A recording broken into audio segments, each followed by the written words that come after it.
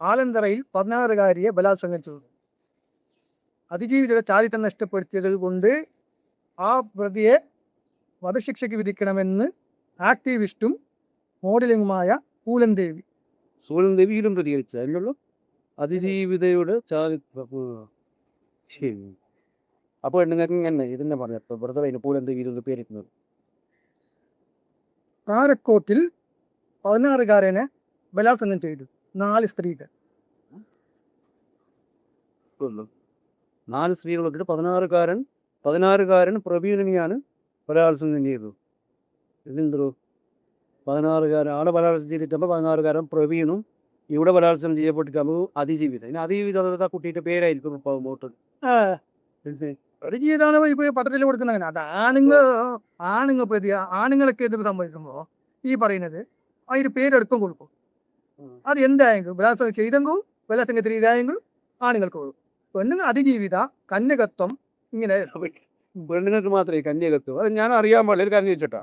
ഈ സാധാരണ പണ്ട് മുതലേ പറയുന്നേക്കുന്നത് ഞാൻ ഇപ്പോൾ ഈ കല്യാണ സമയത്തുണ്ടോ ഇപ്പോൾ ഒരു പെൺകുട്ടിക്ക് എന്തെങ്കിലും അപകടം സംഭവിച്ചു പോയാൽ അവരുടെ കന്യകത്വം നഷ്ടപ്പെട്ടു അല്ലെങ്കിൽ കന്യകയായ സ്ത്രീ എന്നെല്ലാം പറയുന്നേക്കുന്നു. അപ്പോൾ ഇപ്പോൾ ഇതേപോലെ സമാനം വരും 16-കാരൻ അങ്ങനെ പലരും കല്യാണത്തിന് മുമ്പേ പീഡിക്കപ്പെട്ട ആളെല്ലാം ഉണ്ടാവും പീഡിപ്പിക്കപ്പെട്ട. അപ്പോൾ ഈ പുരുഷന് കന്യകത്വം ഇല്ലേ? ആണകത്വം. അതാ ചോദിക്കുന്നത്. കന്യകത്വം പുണ്യം എന്ന് പറയുമ്പോൾ ഈ പറഞ്ഞ പോലെ ആണകത്വം ഇല്ലേ? പുരുഷനും ആണകത്വമാണല്ലോ. അപ്പോൾ ഇവർ പറഞ്ഞു വരുന്നത് എന്ത്? കല്യാണത്തിന് മുമ്പ് പെണ്ണുങ്ങൾ മാത്രം എപ്പോഴും പതിവൃത, ആണുങ്ങൾ ഈ പറയുന്ന ആണകത്വമുള്ള പോയ ആൾക്കാർ. അപ്പോൾ നമ്മൾ യഥാർത്ഥത്തിൽ ഈ പുരുഷന്മാരെ ഇൻസൾട്ട് ചെയ്യുന്നല്ലേ? പുരുഷന്മാരെ സമൂഹത്തിന് മുമ്പിൽ വ്യഭിചാരൻ അല്ലേ? അവർ വ്യഭിചാരം. അപ്പം നമ്മൾ കല്യാണത്തിന് മുമ്പേ വ്യഭിചാരനായ ആളുകൾ എന്ന രീതിയിലേക്കുള്ള അത് പോകുന്നത്. ഈ ഒരു ഡിഫറൻറ്റ് ഇത് വരാൻ പാടില്ലല്ലോ. അതിനെ ആൾ പ്രതികരിക്കുന്നത് കാണുന്നില്ല. അല്ലെങ്കിൽ അത് എന്തുകൊണ്ട് ചാനലിൽ ചർച്ചയാവുന്നില്ല? ഇല്ല, വേറൊരു കഥയുണ്ട്. ഈ പറയുന്ന പെണ്ണുങ്ങൾക്ക് വേണ്ടി ശബ്ദിക്കാൻ എല്ലാ കമ്മീഷനും ഉണ്ട്.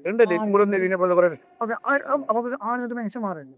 ആണുങ്ങൾ ഉണ്ടെന്നുണ്ടല്ലേ ഈ മനുഷ്യ പെണ്ണുങ്ങൾ ഉണ്ടാകുന്നത്.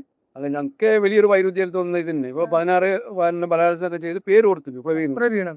മറ്റപ്പുറത്ത് സെയിം ബലാത്സംഗം തന്നെ അത് അതിജീവിത. പിന്നെ ഈ പറയുന്ന കന്യകത്വം നഷ്ടപ്പെട്ടു. മറ്റൊരു പുരുഷകത്വത്തിൽ ആളകത്വം. ഈ യഥാർത്ഥത്തിൽ ആണുങ്ങളെ ഇൻസൾട്ട് ചെയ്യുന്ന 2 നിയമം ഈ രാജ്യത്തിന് ആദ്യം മാറ്റം. അത് ശരിയല്ല. മാത്രമല്ല എങ്ങനെ അറിയോ ഈ പറയുന്ന പെണ്ണുങ്ങൾക്കുള്ളത് ഏത് സംഘടന? ഈ പെണ്ണുങ്ങൾക്കുള്ള സംഘടനയല്ല. അതേപോലെ ആണുങ്ങൾക്ക് പോകണം. ഒരു കമ്മിറ്റി ഉണ്ട്. ഇല്ലാലോ. അല്ലല്ല, ഏത് ഗവൺമെന്റ് അധികാരത്തിൽ ഇറങ്ങിയോ ഈ ആണുങ്ങൾ കൂടി ഓടിയിട്ട് അധികാരത്തിൽ തരുന്നത് പെണ്ണുങ്ങൾ മാത്രമേ കേട്ടുന്നത്. പെണ്ണുങ്ങൾക്ക് മാത്രം പ്രാധാന്യം. അതെന്ത് ഇനി മുതല് ഈ പറയുന്ന ആണുങ്ങൾ പീഡിക്കപ്പെട്ടാലും ആക്രമിക്കപ്പെട്ടാലും അത് അതിജീവിതം എന്ന രീതിയിലേക്ക് മാറണം. അല്ലെങ്കിലും എന്തിനാ പീഡിപ്പിക്കപ്പെട്ട് കഴിഞ്ഞാൽ അതിജീവിതം എന്നൊരു പരാമർശത്തിന്റെ ആവശ്യം ഇല്ല. അതിപ്പോ ഈ പീഡിപ്പിക്കപ്പെട്ടു എന്നും അറിയാത്തതാ. അപ്പൊ പേര് അറിയാൻ പാടില്ല എന്ന് മാത്രം. പീഡിപ്പിക്കപ്പെട്ട ആരും എല്ലാവർക്കും അറിഞ്ഞു കഴിഞ്ഞല്ലേ?